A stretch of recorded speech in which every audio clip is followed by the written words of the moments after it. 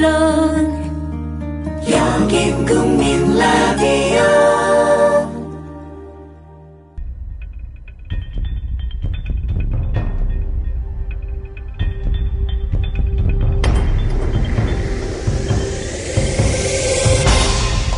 대한민국 이슈의 중심 국민 라디오 라디오 뉴스K.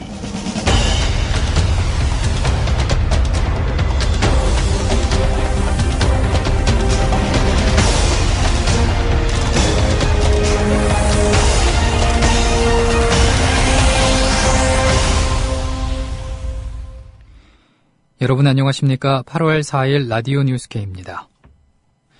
선임들의 무자비한 구타와 가혹행위로 숨진 육군 28사단 윤일병 사건에 대한 국민들의 분노가 커지고 있습니다.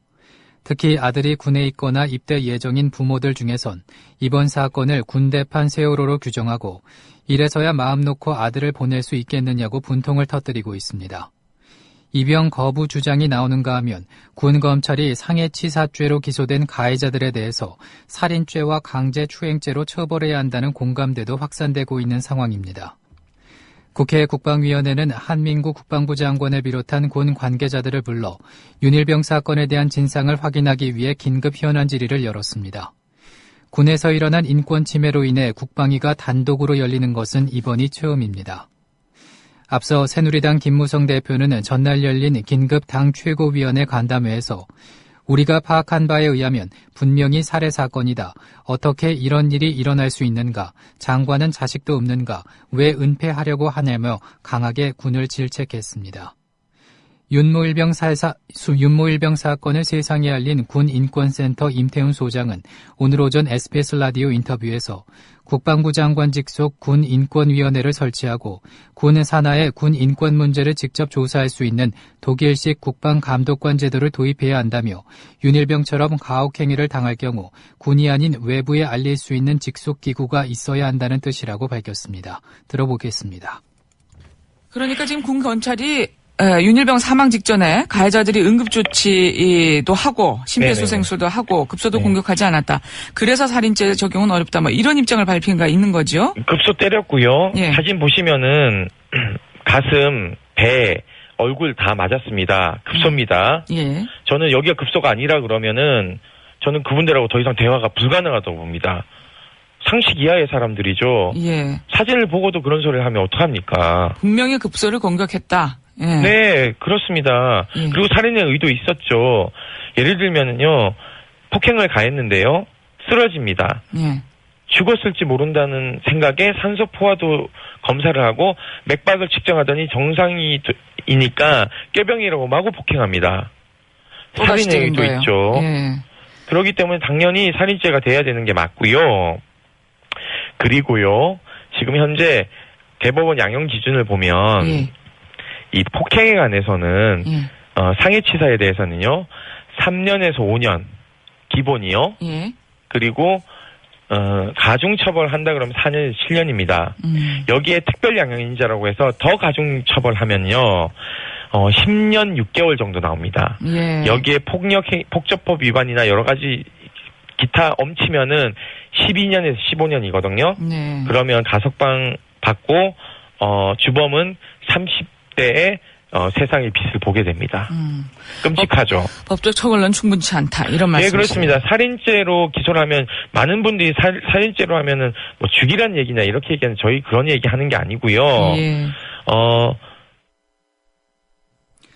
새정치민주연합 정세균 상임고문은 730 재보선 참패 이후 당 안팎에서 제기되고 있는 중진 2선 퇴진론에 대해서 일률적으로 얘기할 일은 아니라며 부정적인 뜻을 밝혔습니다.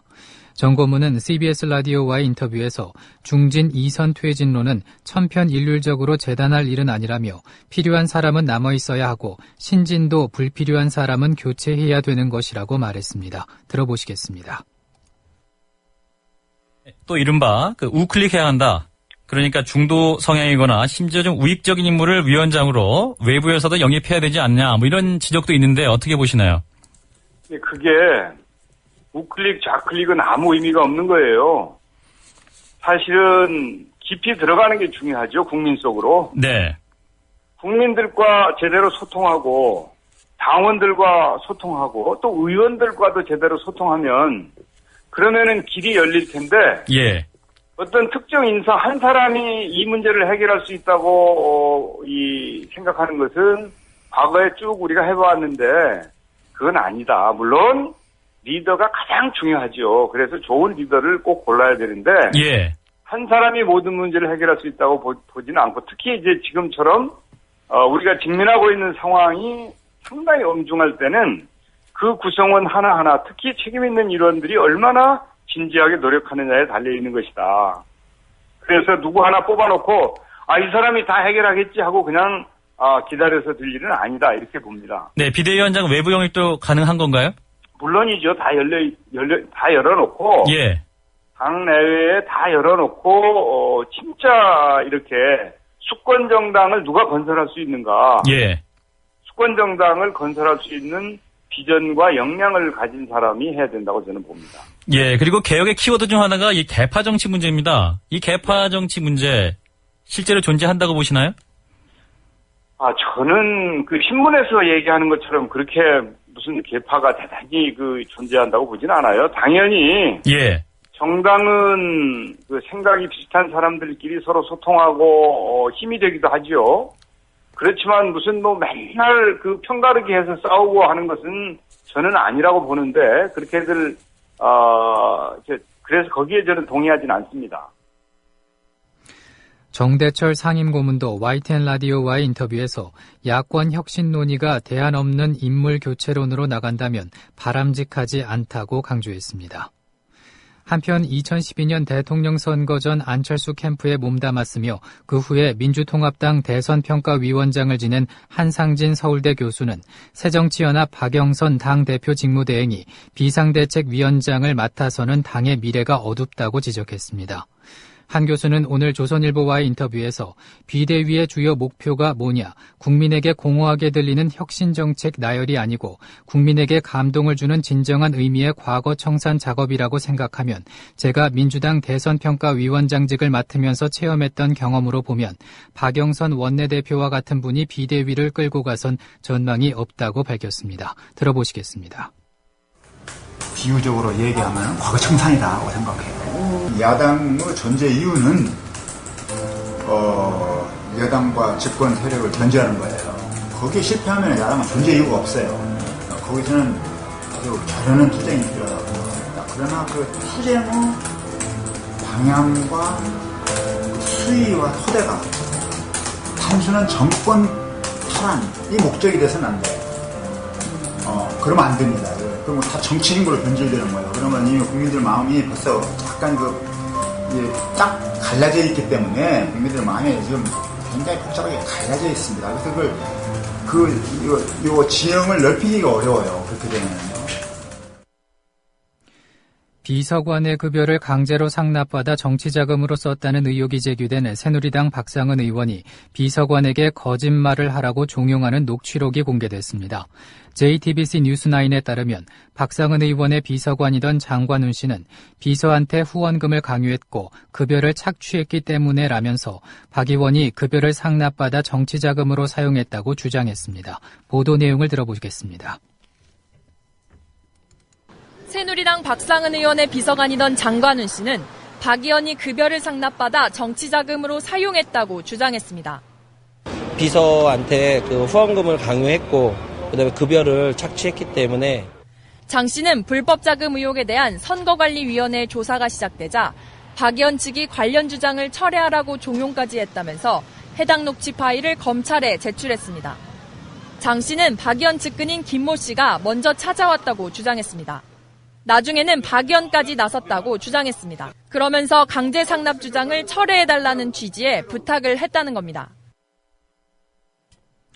검찰은 이번 주 박 의원을 소환해 급여 상납 의혹과 함께 아들 자택과 자신의 차량에서 나온 6억 3천만 원이 불법 자금인지 여부 등을 조사할 계획입니다. 다음 소식입니다.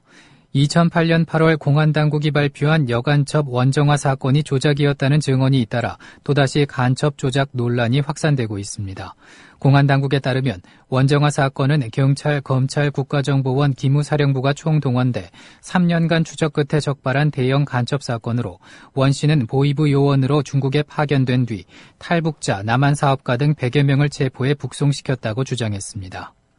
그러나 지난 3월 17일 발간된 신동아 4호로가 처음으로 원정화 간첩 사건 조작 의혹을 제기했고 당시 유우성 간첩 증거 조작 사건을 파헤치던 민변은 즉각 신동아 보도에 대한 입장이라는 보도자료를 통해서 철저한 진상규명을 촉구했습니다.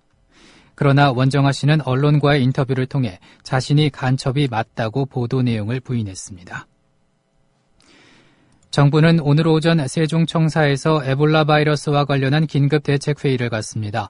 에볼라 바이러스가 최근 서아프리카 지역에 창궐해 대규모 사망자를 내며 치사율이 70%인 것으로 전해짐에 따라 정부는 어제 추경호 국조실장 주재의 국정상황전략회의에서 긴급회의 개최를 결정했습니다.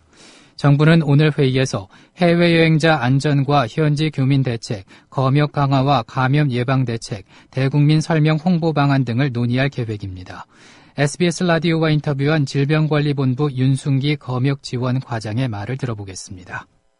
오늘부터 시작하는 덕성여대와 유엔 여성기구가 시네요. 네. 지금 에볼라 바이러스에 대한 국민적인 불안감이 상당히 높거든요. 예. 네네. 어떨까요? 지금 우리나라까지 감염이 될 수는 있는 건가요?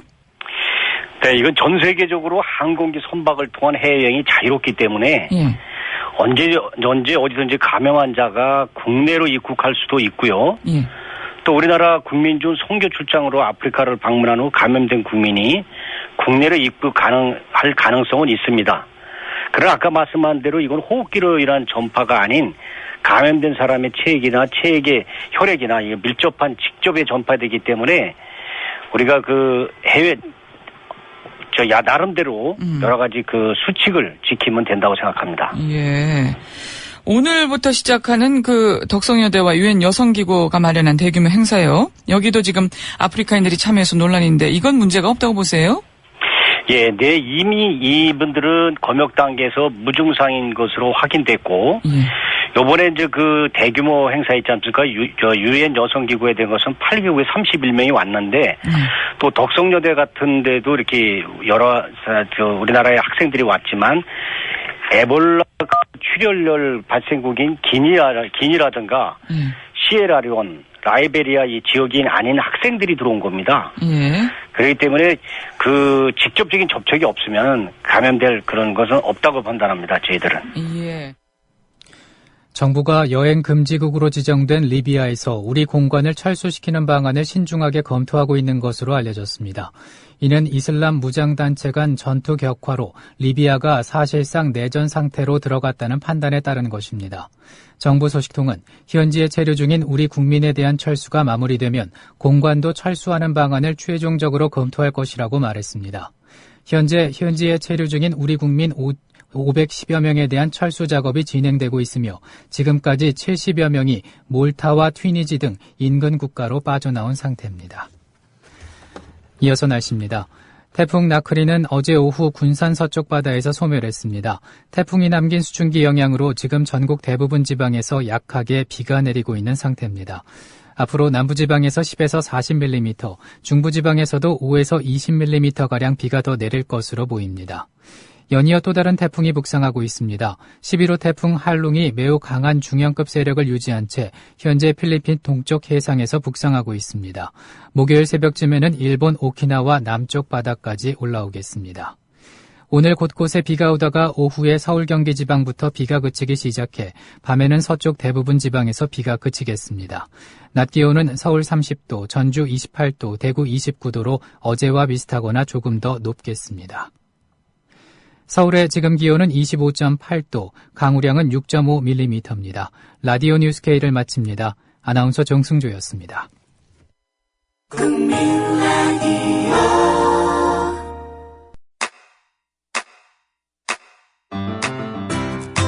국민 라디오 지지하는 4가지 방법 아시나요? 다운로드하기, 별점 주기, 댓글 달기, 구독하기. 국민 라디오를 보다 많은 이들에게 전할 수 있는 가장 손쉬운 방법. 다운로드하기, 별점 주기, 댓글 달기, 구독하기. 잊지 마세요. 다운로드하기, 별점 주기, 댓글 달기, 구독하기.